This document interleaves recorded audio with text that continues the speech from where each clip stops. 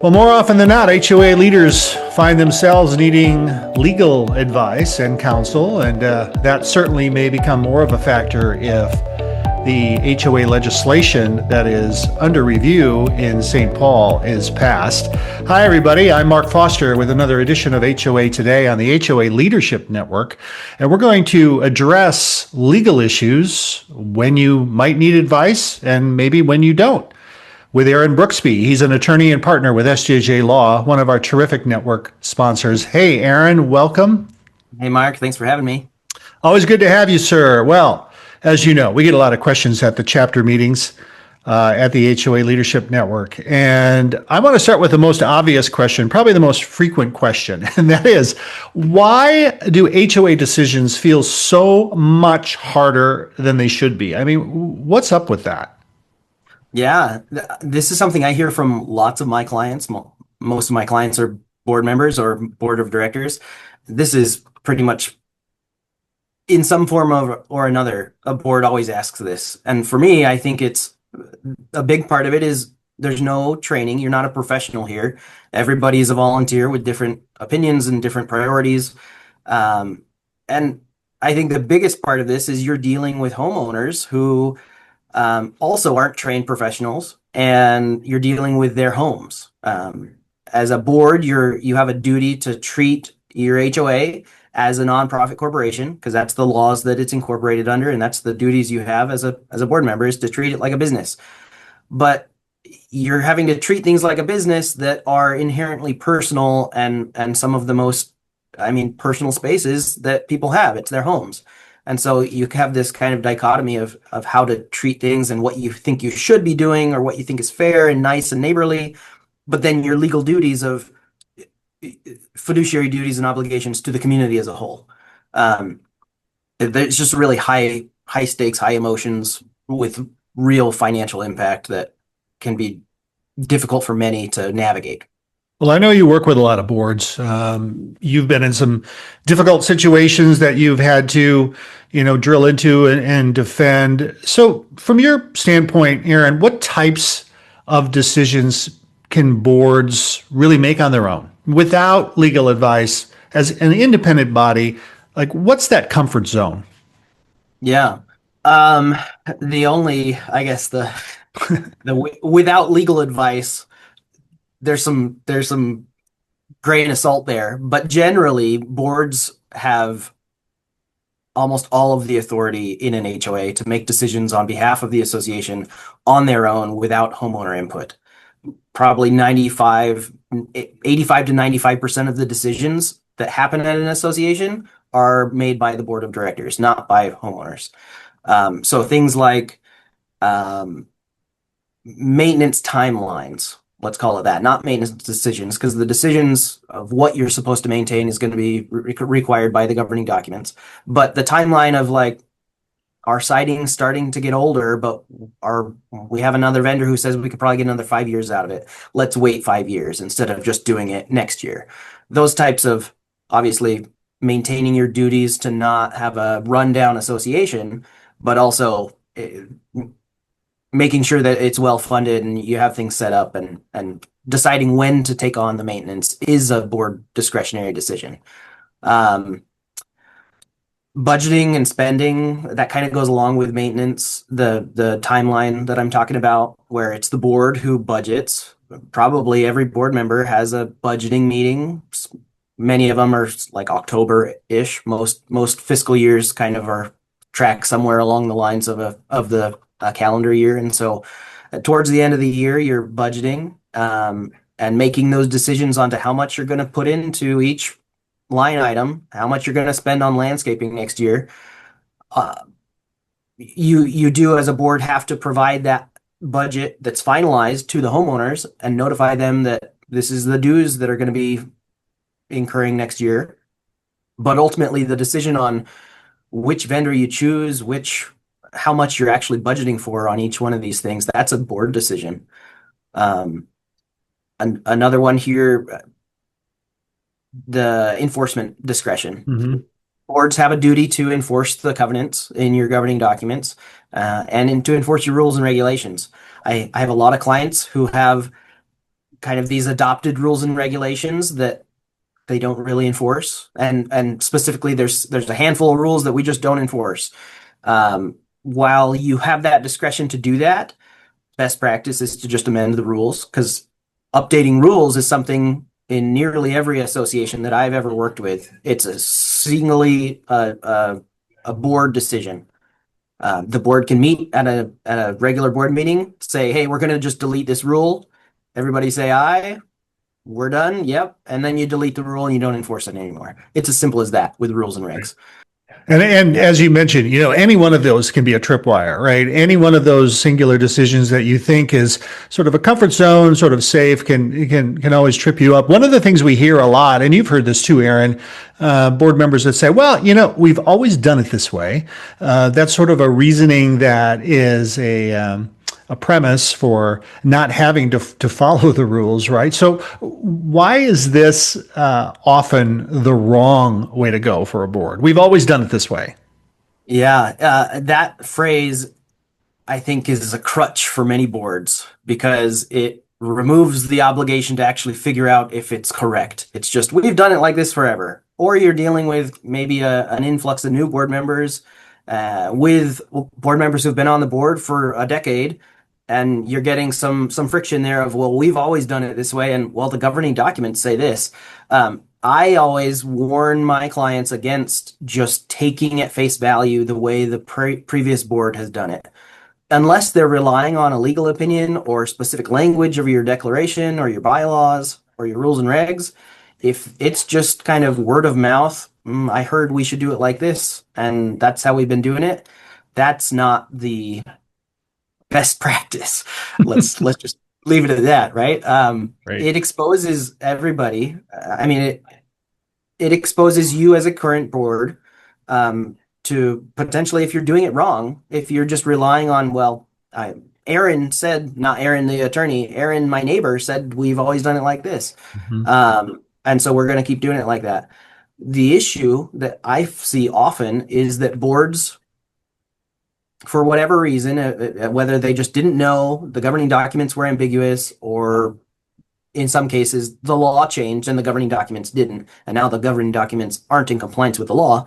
They've been doing it a certain way for a long time, and now a new board comes in, is uncomfortable with this idea that we're just going to blindly trust how it's been happening, and they start digging into the governing documents. Oftentimes they hire me and they ask, this is how it's been happening, is that right? And lots of times the answer is no. Yeah. But that new board is now stuck with the liability because they are the board of directors. It's the association that acted, even though it wasn't these 5 people or these 3 people. It was 3 other people that made these decisions, but now we're on the hook for it. And the homeowners are upset because of us, because we figured it out.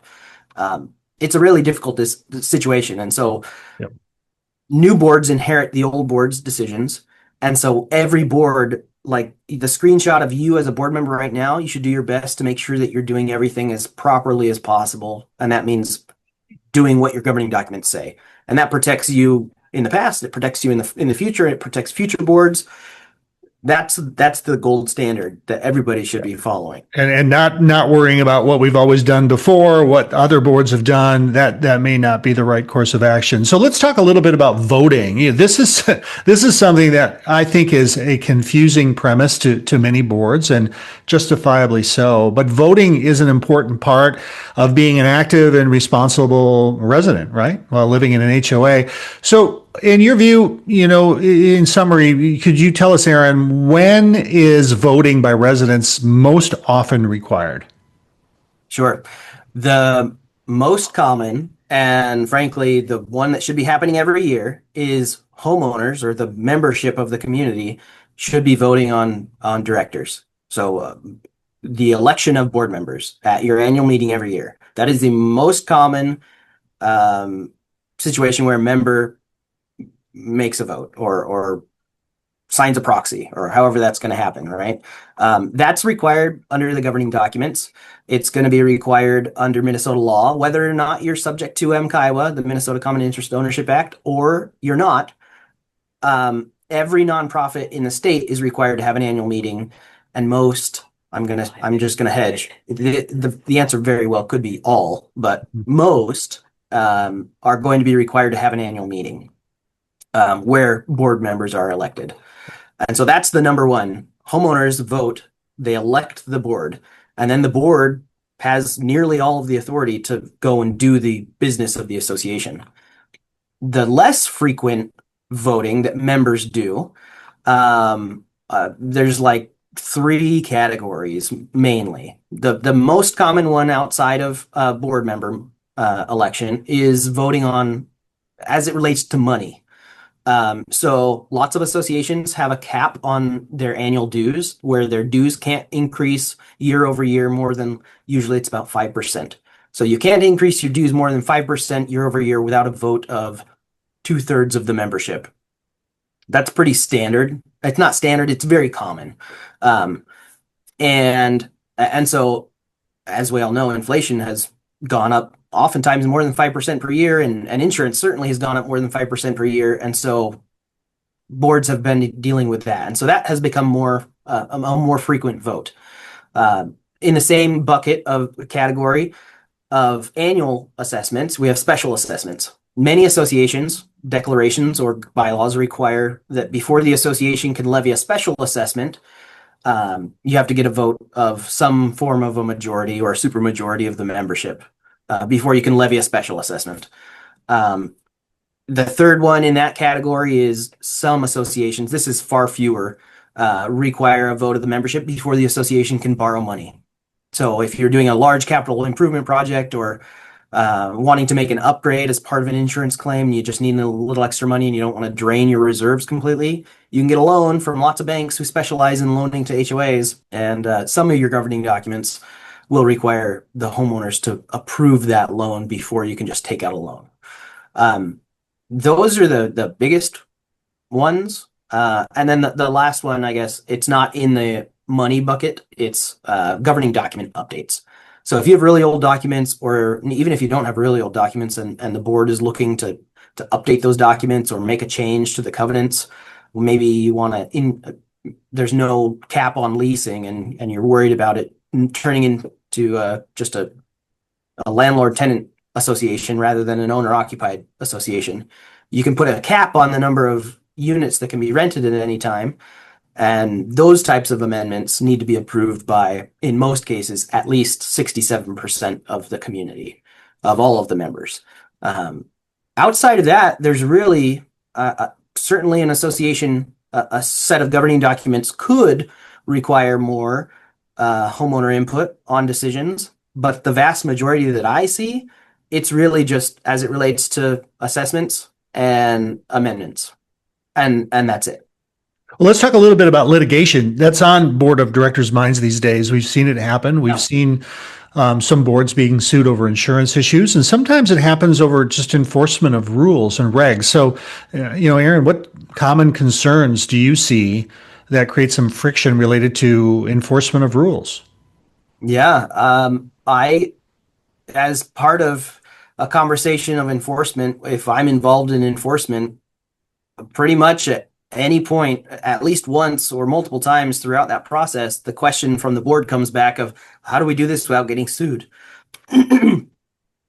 A trick question, because you can't stop someone from suing you, but there are lots of things that a board can do to minimize liability.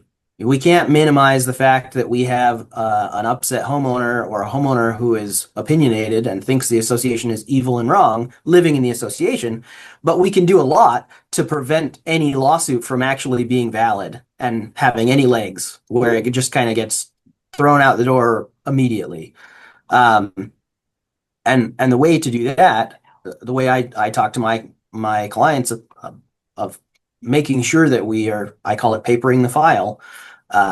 You follow the governing documents. Mm-hmm. I mean, it's as simple as that. If your association has adopted let's call it a finding and enforcement policy, that lays out the steps, that the notice requirements you provide before you implement a fine, the hearing requirements, the timeline of all of this, and the escalation. If you have that policy implemented and you don't follow it, you just broke your own rules, and you're going to lose if you get sued. And frankly, the homeowner would have a really good claim for suing you because you violated these rules that you put in place. Lots of associations don't have those types of policies at that structure in place yet. The Right. legislature might change that, but right now, lots of us just kind of give the boards lots of discretion to say, we're going to allow you to implement fines on a basis that you think is reasonable. And so if that's what you're working with, that gives the board a lot of discretion, but that discretion can be dangerous because if you are, maybe you don't even recognize it, but maybe if you're treating one homeowner differently than you're treating another homeowner or another group of homeowners, that is not fair. And homeowners have a right of action oftentimes to prevent any enforcement when you're treating them different. We see this sometimes with maintenance too. I know you've run into this as well. My neighbor's getting their lawn cared for or redone or repaired, but mine isn't, or my neighbor's driveway is being repaired. How come mine is not? Siding, deck issues. We hear it all the time. What kinds of disputes do you see, Aaron, that lead to friction in HOAs between the board and residents as it relates to maintenance? I have a handful of clients that are dealing with this right now and have been dealing with it for about a year or more. And you've probably seen some of this stuff on the news of there's two categories here that are the biggest buckets. The one is, let's call it a loss assessment. So the association gets you're in the path of a hailstorm. The most common scenario is there is hail damage, but not enough for a normal person to say, oh yeah, there's holes in the siding. It's not that kind of a hailstorm. It's enough that there's true damage, but not enough that a non-vendor can identify it. That's been the most kind of explosive on the news in the last couple of years, where the association made a claim with its insurance company. Insurance says, yeah, there is damage here. You need to replace your roofs. And because of the way insurance is these days, insurance says, yes, you have a claim. You have to replace your roofs. But the cost of replacing your roof is under deductible. So it's 100% out of pocket by the association. And the way that's set up in Minnesota is you can kind of split that deductible up among homeowners and have homeowners, ideally the homeowners insurance companies through their HO6 policies pay that. And so it's still covered by insurance, just not the master insurance policy. And that has been the biggest dispute by homeowners because there's arguments of, well, there's no damage. I don't have to pay for this. Homeowners that don't have the adequate coverage. And so they're now stuck with, in some cases, a $20,000 assessment that they have 6 weeks to pay. That's rough. If you don't have the right coverage, that's a burden, right? Yeah. So that's the biggest one that has been in the news a lot recently. The second one that is also, it has been in the news less frequently, but is a very common one, is the dispute between who maintains what. And this can happen in townhome. It most often happens in townhome style associations. And I use that word intentionally, of townhome style, because townhome style, it looks like a townhome, but legally it could be a legal townhome, but it also could be a legal condominium. And the distinction there is a legal townhome, the homeowner owns the dirt. Let's just, the dirt and the airspace and everything in between. A legal condominium, they own the interior walls in. And so they kind of own a parcel of real estate that's floating in the air. And the association owns everything else. The dispute that I see most often in these townhome style associations is the dispute of, I have interior damage, water intrusion that is now turned into a moldy house, and it was the association's fault for not maintaining the exterior of the building. That's the argument.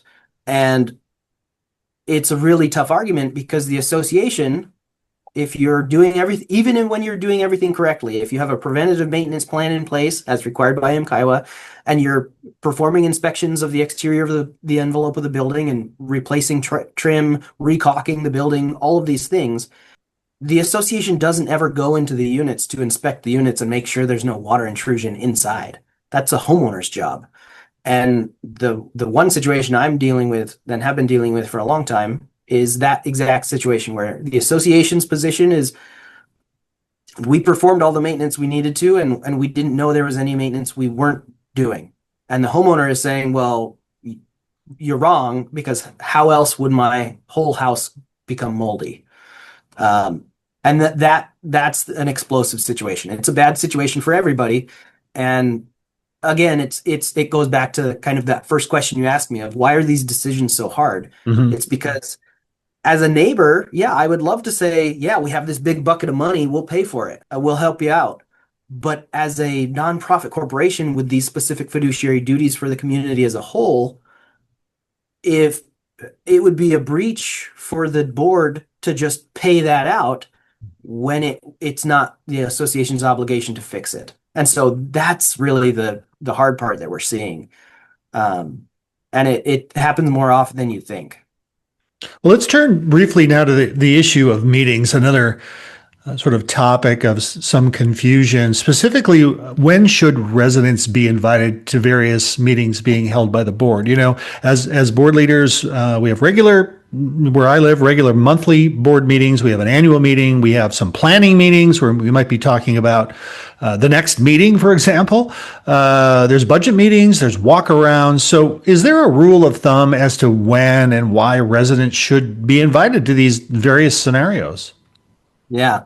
So this is one of those at the first quarter of HOA Leadership Network meetings that I presented at. I talked about it depends.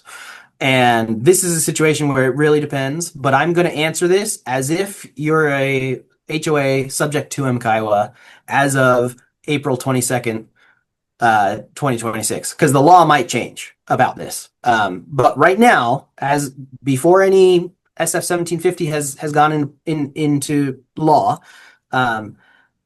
the current requirement for MKIWA associations is that all board meetings, that reasonable notice of a board meeting be provided to homeowners, and that board meetings be open to homeowners, except for three categories of decisions that typically you can consider your closed session. Those types of things include any type of potential ongoing or current litigation or dispute.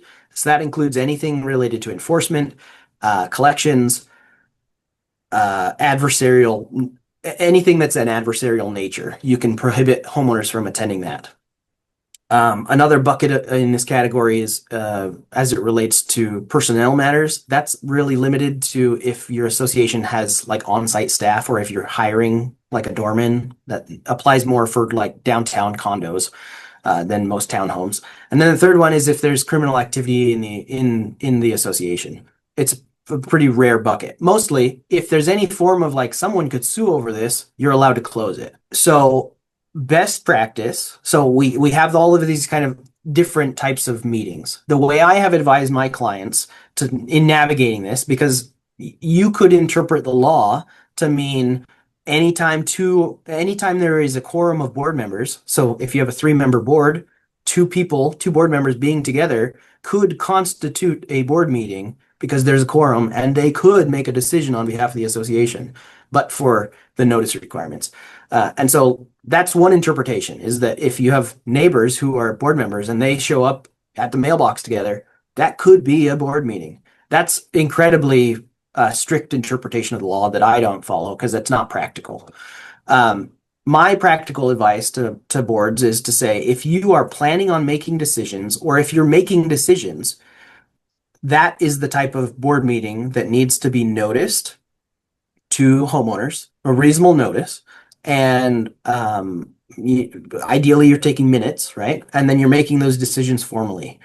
If it's something related to one of those three exceptions, you don't have to invite homeowners.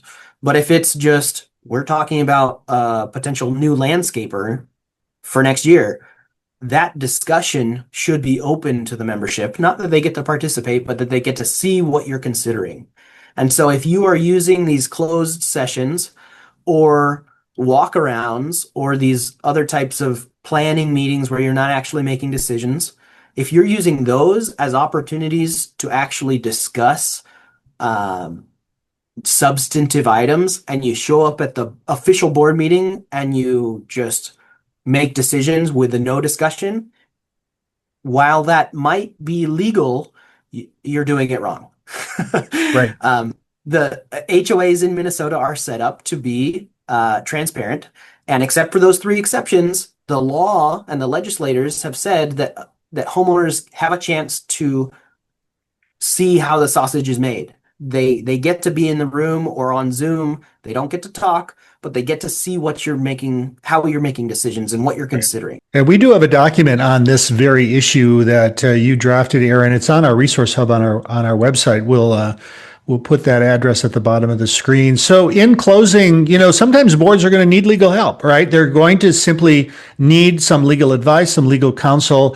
Could you just summarize what are some of the most common reasons why a board would need to engage a firm like yours? Yeah. So SJJ Law is a one-stop shop for HOA needs.